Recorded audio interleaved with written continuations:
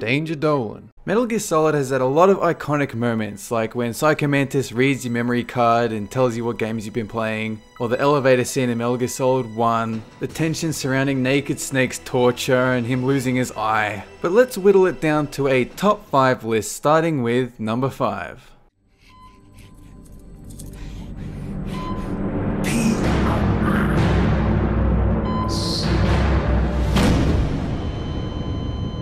Go to DEFCON 3. Get Zach on the phone. This is Crystal Palace. Stand by for an emergency meeting. They're at DEFCON 3. The false data and the nukes are both coming from the same source. We have to stop Peace Walker. The only way is to destroy him.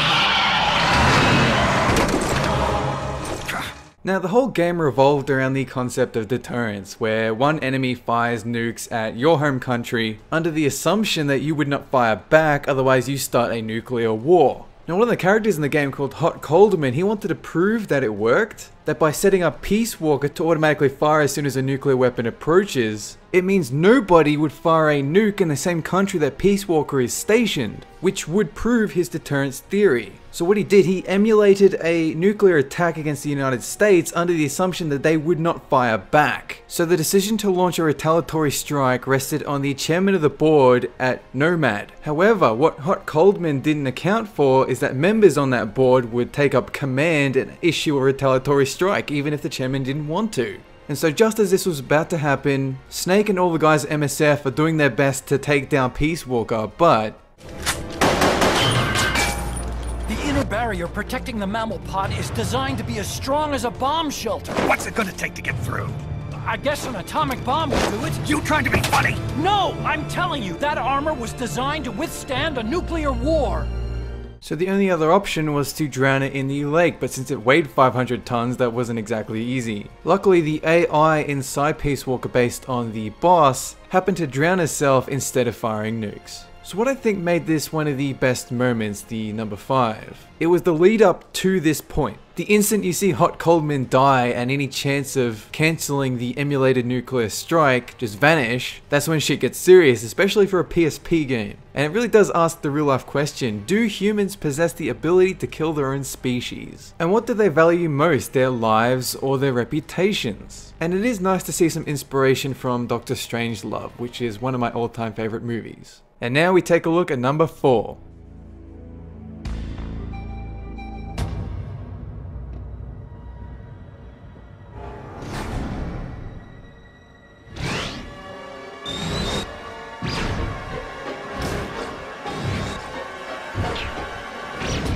It looks like they were cut by some type of blade.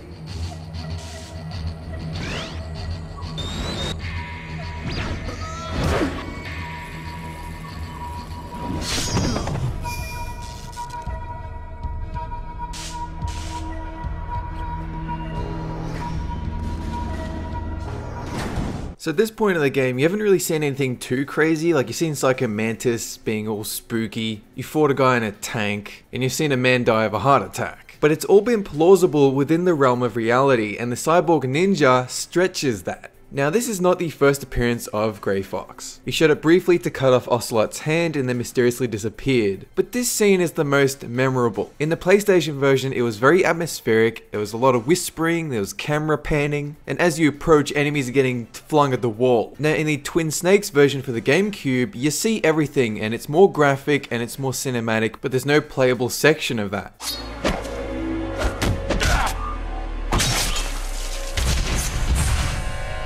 And the whole time you're wondering, is the Cyborg Ninja a good or a bad guy? Because he's attacked Ocelot and he's attacked the soldiers that Snake has been attacking. By the same token though, he seems uncaring and a bit insane. Now this took the place of number 4 because it was one of the best ways ever to prepare you for a boss fight. When you see a guy can do all of this and turn invisible, you get a little bit nervous going into that encounter. And it's even led to the Cyborg Ninja's armor appearing in the Metal Gear Rising spin-off. And just like Boba Fett from Star Wars, it was the mystery of the character that made him so cool. And this was without a doubt his best moment. And now we turn to number 3.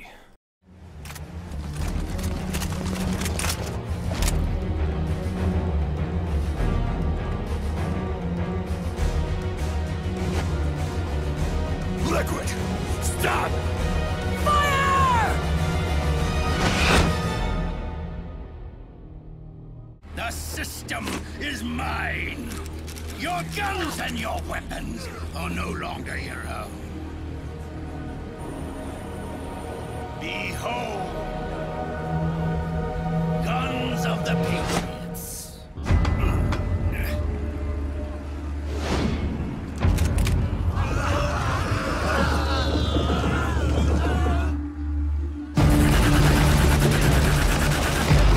So this sequence was unexpected. Now there's always been an evil wins moment in Metal Gear Solid, like Snake gets captured in Metal Gear Solid 1, Big Boss gets tortured in Metal Gear Solid 3, and this just carries on that tradition. You can even see Snake's got a knife sticking out of his shoulder. So before this point, you're fighting the Beauty and the Beast core, you've just defeated Raging Raven, Ocelot shows up and beats the crap out of Snake, Meryl and her army shows up to corner them, and then every gun just stops working. So then Ocelot does the finger thing and bang, takes out a helicopter. At this point, it's surreal, and you're just wondering what the hell is going on. But they have explained it before that point. Since nanomachines can lock you out of using a weapon, it's only natural that there's a way to exploit that to stop everyone from using the weapons entirely. And after this all happens, you see Ocelot burn what is supposedly Big Boss's body, Eva dies, and it's a very Empire Strikes Back moment. And it really speaks to you, because if you're that reliant on technology and nanomachines, it just turns into this exploitable hive mind, and Ocelot showed a dramatic version of that. And it was a very well executed scene. But now let's move on to number 2.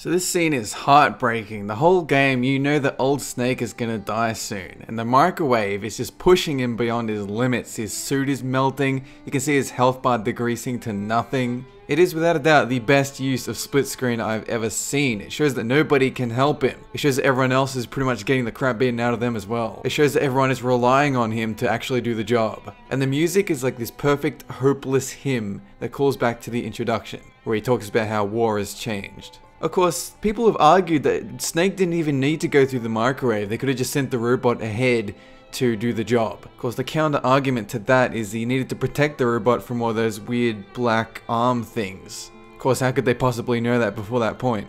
But my favorite part of this whole scene is just jamming on the triangle button. The first time I ever played this game, I honestly thought Snake would just die right then. So you got Otacon just shouting at you to urge you to keep crawling, keep going, don't die Snake, oh my god. In fact, the scene is so well done, it was a very close contender to my personal number 1. This entire scene is what Metal Gear Solid 4 represents. One last mission sending an old soldier through impossible odds. The theme of the game is that which should not be passed on. And since Snake is a clone and he can't really reproduce, all he can do is help keep the world safe for future generations, even if it kills him to do it. And now we move on to number 1. Now this is a very powerful, a very sad scene that I think everyone remembers if you've experienced it. Take a look. She wanted to live on. In your memory. Not as a soldier, but as a woman. But she was forbidden to tell you herself. And that's why she told me.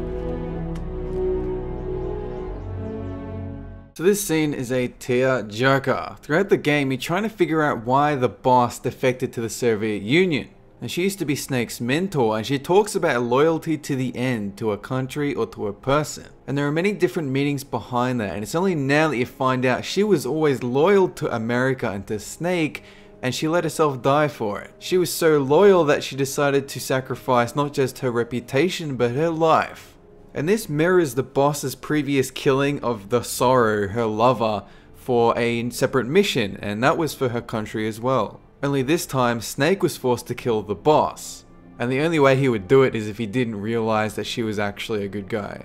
Now the salute he gives her grave is a very iconic scene for all the Metal Gear prequels. And it's also the first time you see Snake show any emotion, since this Naked Snake, the big boss, he's a normal person, whereas Solid Snake is a clone. with a very limited lifespan and very limited choices in how he wants to run his own life. And anyone who says they did not shed a few man tears over this ending is a heartless robot. That's it for this top 5 list. If you'd like to suggest a future video idea, head on over to reddit.com/r/theddguides and leave a post. That's it. Have a good one.